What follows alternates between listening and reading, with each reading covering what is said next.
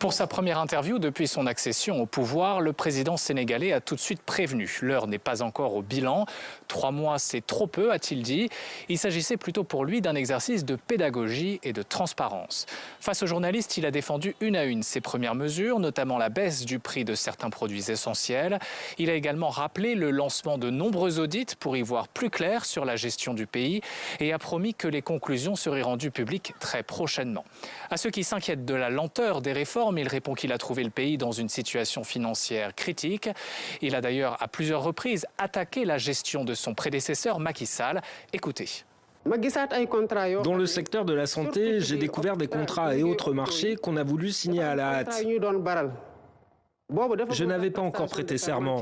J'ai alors appelé directement la ministre de la Santé de l'époque pour lui dire que ces contrats étaient illégaux et qu'ils ne devaient pas être signés. Elle a respecté les directives que je lui ai données pour tout bloquer.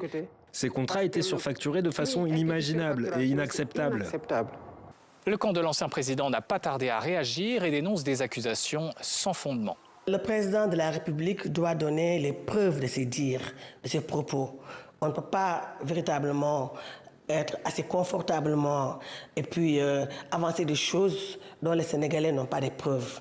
Je pense qu'il doit nous dire, sortir des preuves tangibles, concrètes, palpables, nous parler de ces projets-là, de ces contrats où il y a eu la surfacturation. Interrogé sur les questions internationales, le président Bassirou Diomaye Faye est revenu sur son rôle de facilitateur entre la CEDEAO et les pays de l'AES, en appelant notamment au dialogue. Quant à la coopération militaire avec la France, le président a rejeté toute idée de rupture, rappelant que cette question fait l'objet de concertations entre les deux pays.